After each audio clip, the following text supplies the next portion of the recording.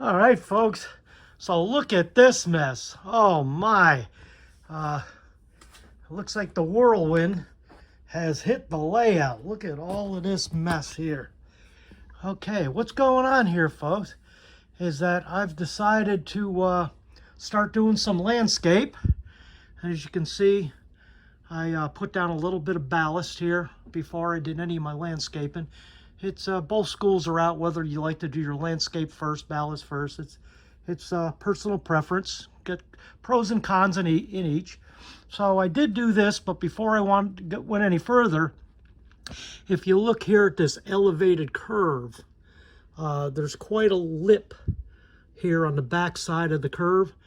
And so what I need to do is I need to take some of my homemade sculptamold and I need to build up the back as I did this front a long time ago. Yeah, I got just buildings just taken up. None of them are glued down. I don't think I ever will glue any of them down.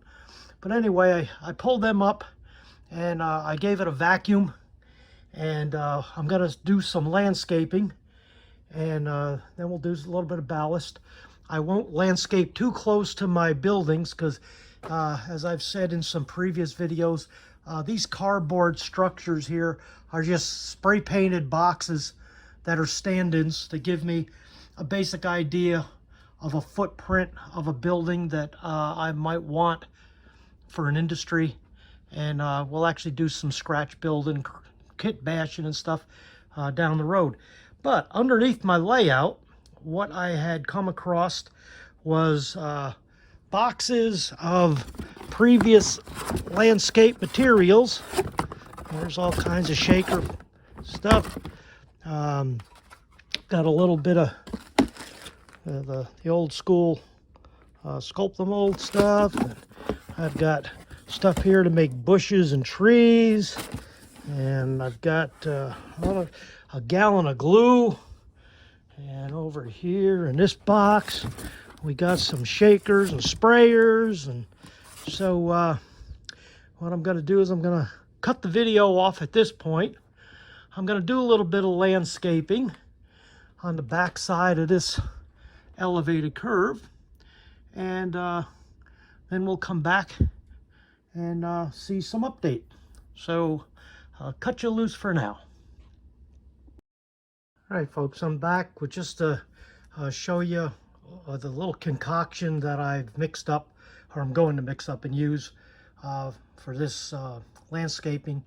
I got this permachine. This is permacene, not permachine. Permachine's for your hair. Permacene. It is this material on the left. In the middle, I've got a little bit of plaster of Paris. Over here, I have some shredded newspapers, and over here I have some shredded 1-ply toilet paper. This only cost $1 at the dollar store, and so it's only 1-ply. It's very reasonable, and I make a mixture of these 4 ingredients, and I make up my own little batch of sculptamold actually. And so I'm going to put the water to it, mix it up, and we'll show you the batter that we end up with. Okay, folks, so I've got that stuff mixed up, and as you can see, it's real pliable.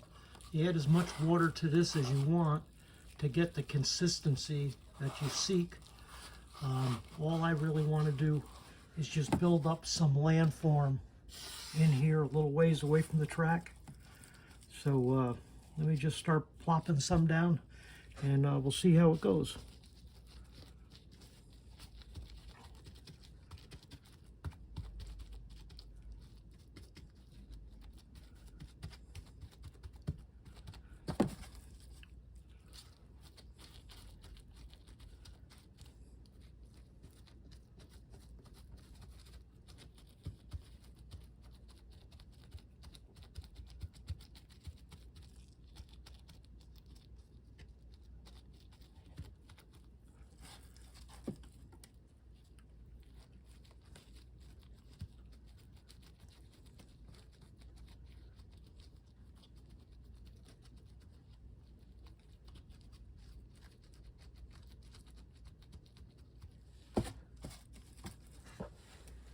right around this curve here pretty much.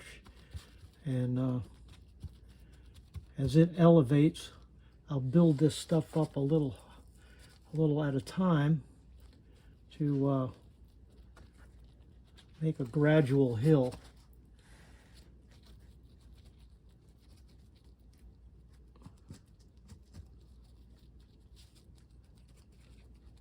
Just going to feather it back into the background.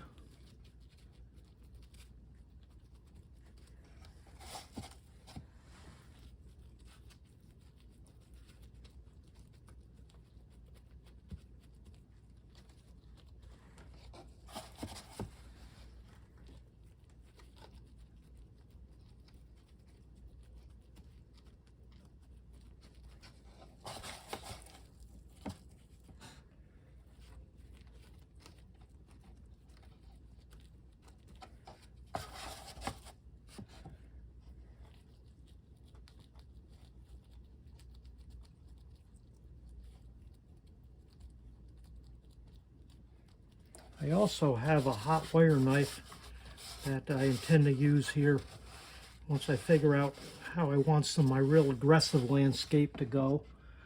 For right now, all I'm trying to do is just build up some landform so that I can ballast the track, and I have some control over where the ballast is going to flow. So it's really kind of like a backstop. And that is about all that I've mixed up, which is fine. I can add to it.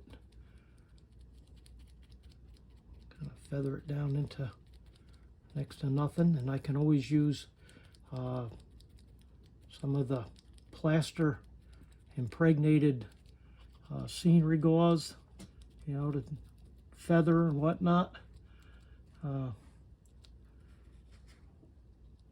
But for now, that suits me just fine for this part right here.